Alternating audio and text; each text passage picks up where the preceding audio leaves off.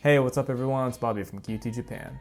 This time I interviewed several of my friends in Japan. Some of them are ALTs, some of them work in Eikaiwa, and another one works in a university setting. I tried getting people from all over Japan, all the way up from Hokkaido to Tokyo, down to Okayama. So hopefully you'll find what they have to say to be interesting and maybe even helpful. So, let's get started. Yeah, just a quick introduction, I guess, for people out there. Great. Yeah, so I'm Chris. I am a third-year jet. I'm in Akechi, Hokkaido, out by Kushiro and Nemuro. Sapporo especially, I think a lot of people, there wasn't really like any social distancing or anything going on. For the longest time, the general feeling was like school's shut, but literally everything else is business as usual. Well, I guess how has it been for you working? For me personally, I work for my Board of Education. So every day I start at the town hall and go to school from there. And when I don't have class or if I'm done for the day, I go back to the Board of Education. Initially, we didn't really have anything to do because, when they say school is canceled until the end of the school year, you can't really prep or anything. Especially as I didn't even have my copies of the new English textbooks for elementary school until I think like this week. So basically, we've just been translating stuff for the town in the meanwhile. Personally, I kind of wish they had kept things closed from the get-go and instead used this 2 weeks that we've been there to prepare a little bit more for this now closed again situation in terms of homework and possibly doing remote learning where it's possible. When I first asked about telework during the initial long shutdown, that was basically the excuse I was given was, oh, yeah, well, you work in the town hall and we're civil servants, so we don't really have anything in place for telework, sorry. Some places are finally starting to kind of change their mind on it, especially Claire themselves.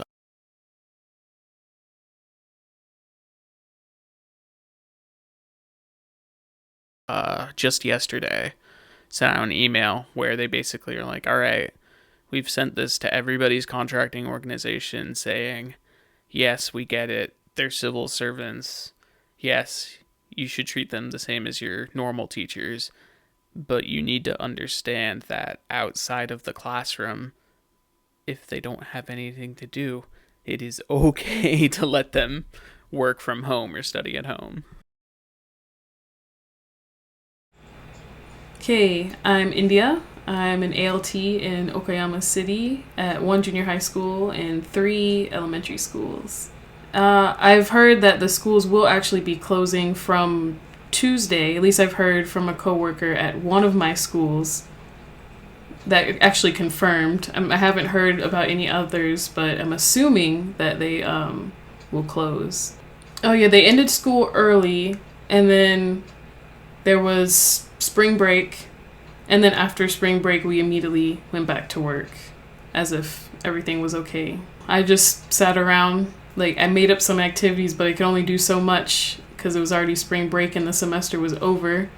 So I just kind of, chatted with teachers, didn't really do too much. Like, does it feel, how does it feel going to work, though, in this kind of environment? Uncomfortable. I was kind of okay since the kids weren't there, but I was dreading having the kids come back because I know how, like, children can be. They don't really have that, oh, I shouldn't, like, cough on people, I shouldn't sneeze on people. They just kind of, spread germs very easily. What about, like, commutes? So I have to take the tram and the train on certain days. While the tram's not always full, there are some days when it can get pretty packed, and that was a bit uncomfortable when there's people sneezing and coughing around me, and I kind of can't do anything about it because I'm stuck. Because I did ask my supervisor, was it okay to work from home, and he said since teachers don't telework, like, we can't do it, but he didn't say anything about pay being docked.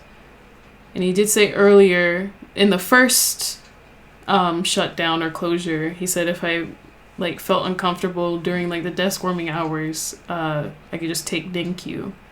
But I'd rather save my Ninkyu and not use it all up. So since we did get a letter from Claire saying they wanted to let the ALTs to like attempt to let them have teleworking and work from home and stuff like that, I'll try and show that email to my supervisor and see if I can get anything done with that. Like, do you think Claire's been doing a decent job with this whole Corona thing, or? No, yeah, many people are like, a bit done with Claire because they've been sending out emails and just sending out emails and emails and emails saying, oh, just follow, the rules of the Japanese government. Yes, we understand that, which we are, but they feel like we haven't gotten any support. It was just felt like kind of just good luck out there, guys. So we just wanted more support. But finding this last email that they sent, it seems to be somewhat helpful, but we'll see.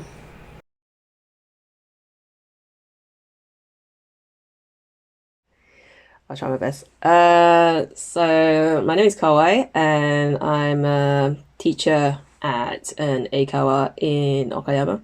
Have you noticed any sort of policy changes at work because of Corona or anything like that?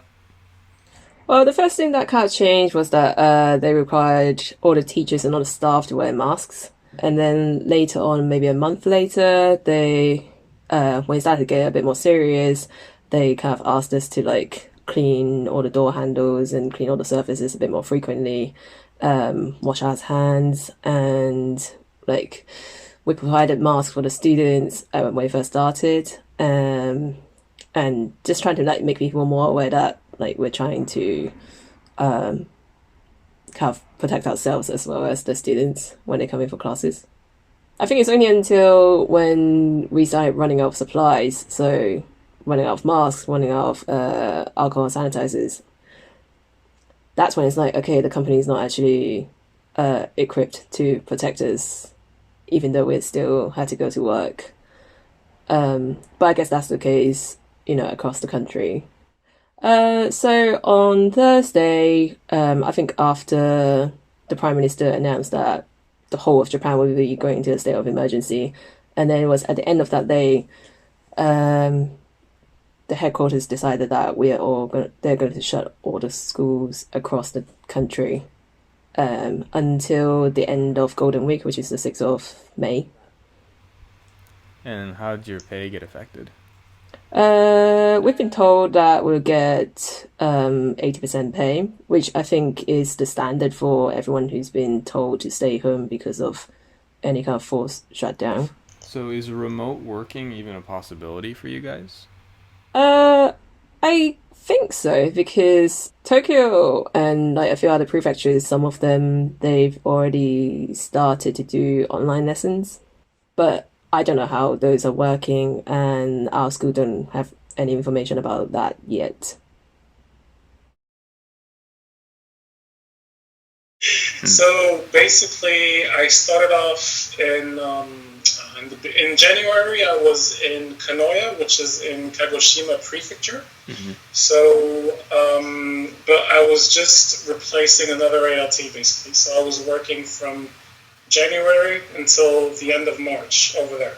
Okay. So January, February, everything was going well. Right. But then suddenly, in the month of March, they decided to close the schools.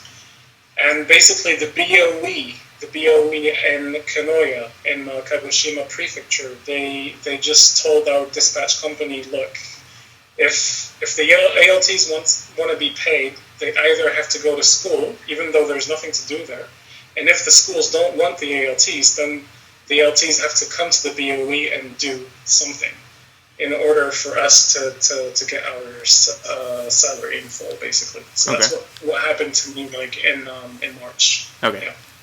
Basically, after that, I was so excited to find a job in Tokyo, right? So, but in Tokyo, I found a job always as an ALT, but my contract was completely different. My contract in Tokyo was basically I only got paid if I went to school. So basically, in the beginning of April, on my first day, I went to school, but then they were like, look, dude, there was absolutely nothing for you to do. You can't come to school. And I was like, but I can at least, help you guys with, the lesson plans or something, but they were like, no, we're really sorry. There's nothing for you to do until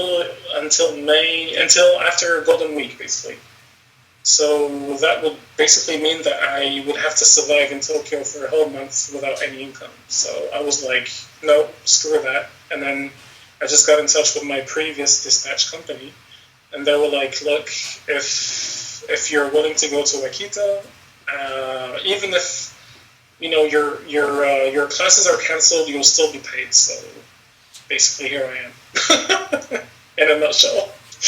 Wow. So yeah, I thought that things were closed only in major cities like Osaka and Tokyo, but actually, even in Akita, they've closed karaoke's, izakayas, bars. So the only things that are really open here are basically just like supermarkets and places where you can just basically get groceries and whatever you need to literally like get by and live. Mm-hmm. Other than that, yeah, when it comes to entertainment or public gatherings, there's absolutely nothing here. So it's pretty much dead. But the advantage that I have is basically the BOE here in Akita is willing to pay us regardless of whether we have classes or not.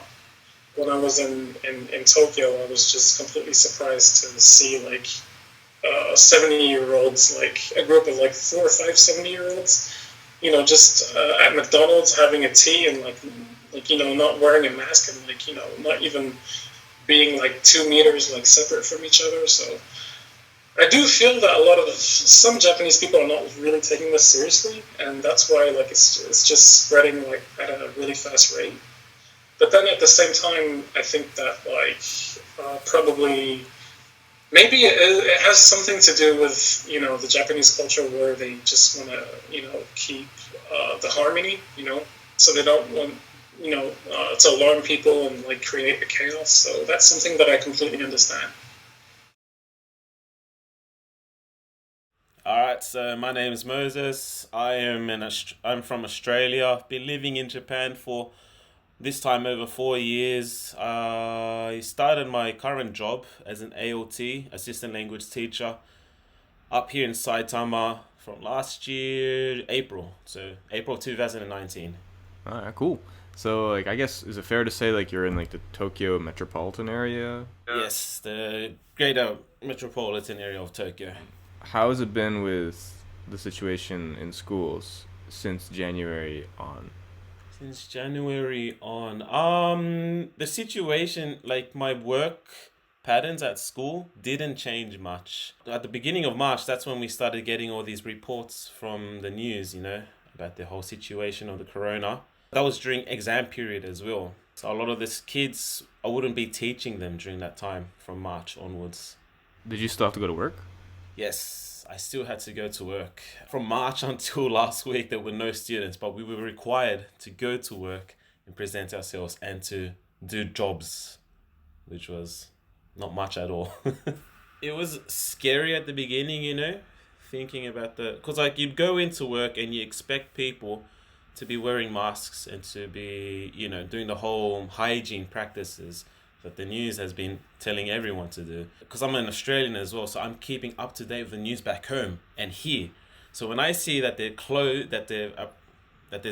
are restrictions happening, I was trying to keep my distance from the other teachers, because I'm not sure where they've been to, I'm not sure who they've met as well. Like, has there been any sort of attempt or talks of like distance learning or no? Yes. So before last week, right? The teachers were all planning these lessons, so to do this whole distance education kind of thing. And because we had new students coming in, we had to try and give the kids their iPads and all that, so that they can do the whole distance learning. Because we have the new Ichinenseis, the new thirsties coming in. So that's been all going ahead. A lot of the teachers at my school have this holiday thing that they can work from home.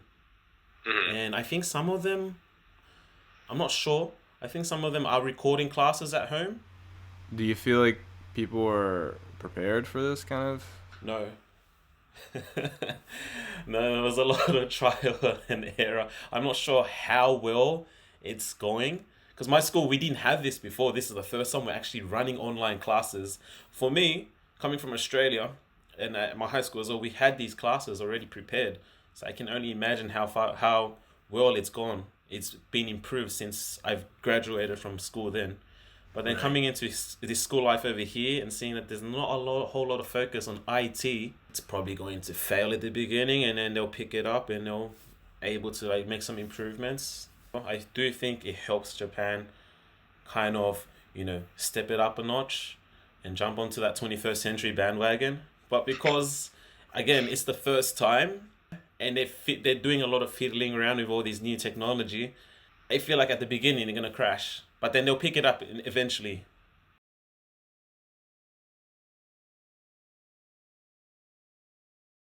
My name is Tom Fast. I work at Notre Dame Seishin University here in Okayama, where I'm an associate professor. How has the whole COVID-19 situation basically impacted your work since January? In some ways, there was very minimal impact because from February through March, schools out of class, out of session anyway. However, we did have ceremonies like graduation and entrance, which were postponed or canceled or had to be modified. At that time, we were thinking that classes would start on time, which would be April 10th, would have been April 10th. It became very clear with students back on campus that doing this in a clean way, in a social distancing way, was just not happening. Students who hadn't seen each other in a long time were giving each other hugs kind of instinctively, and students were supposed to be sitting separately in large halls, but we didn't have enough large halls to accommodate all the different groups meeting each other, and there was just issues like that. Right. Plus, the situation was getting more intense in Japan, and ultimately the administrative staff said, let's not do this. We'll start classes online only from April 30th for the foreseeable future. And so that sent the faculty into a flurry of meetings and trying to figure out how to make this a reality within just a couple of weeks. And we're now down to 1 week before we're supposed to officially go live. And we're encountering a number of problems with that. During the break between, like, say February and March, though, was there any discussion about like e-learning at all, or no? No, there was just sort of this, the Olympics are going to happen in July and we're going to start in April. And there was this dogged, there was just this stubborn approach to it. And nobody was going to do anything different until there was an announcement from above. I think there was a lot of thought and concern, but it seems like everything in Japan, in the academic world and other places as well, is very top down. Mm-hmm. And so the faculty was getting more concerned, but they were waiting for the memo from the president, who was waiting for the memo from the Ministry of Education, who was waiting for the memo from the Prime Minister, and it just never came. I don't know. I kind of foresaw this happening. And so in March, I started checking out my options like Zoom and things like that. I think one mistake that people have been mistaking is they've been using online learning term when we should really be thinking about distance learning, and they're not synonymous. We should not be just switching everything to Zoom or Google Meets, perhaps having discussions with students via Zoom or short presentations, 20 minutes or less, but we should not be just having 90-minute long lecture classes using Zoom, followed by a 10-minute break, and then the students join another teacher's 90-minute class. I think that would make the students crazy. You know, if you're going to make a presentation to students, first of all, do you need to do that live?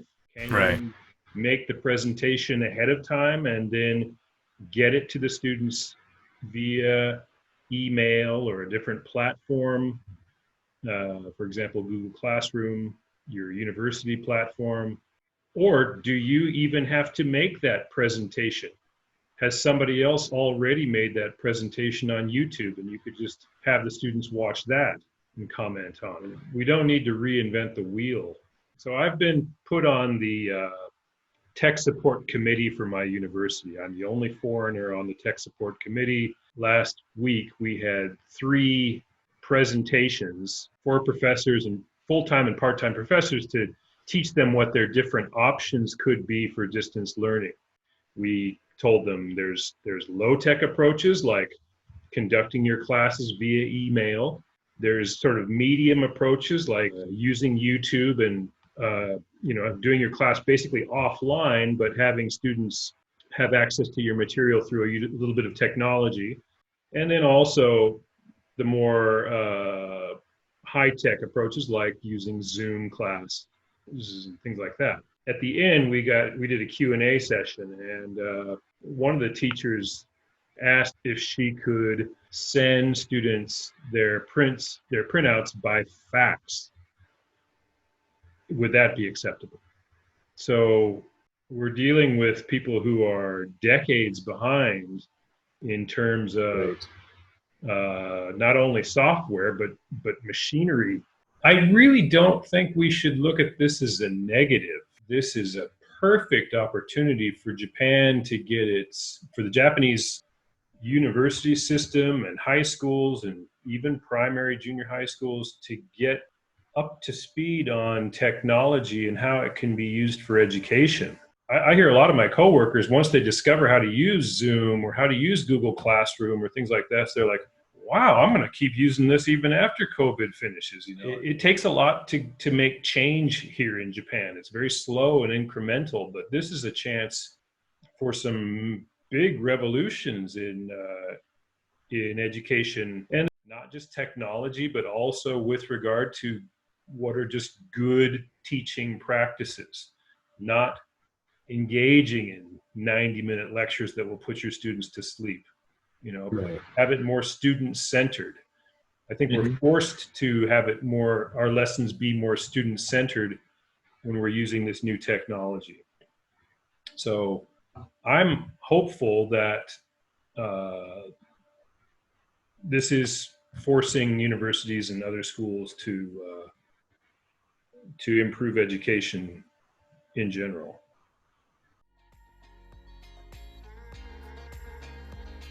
So I think a few common factors are coming into play with all these teachers in Japan.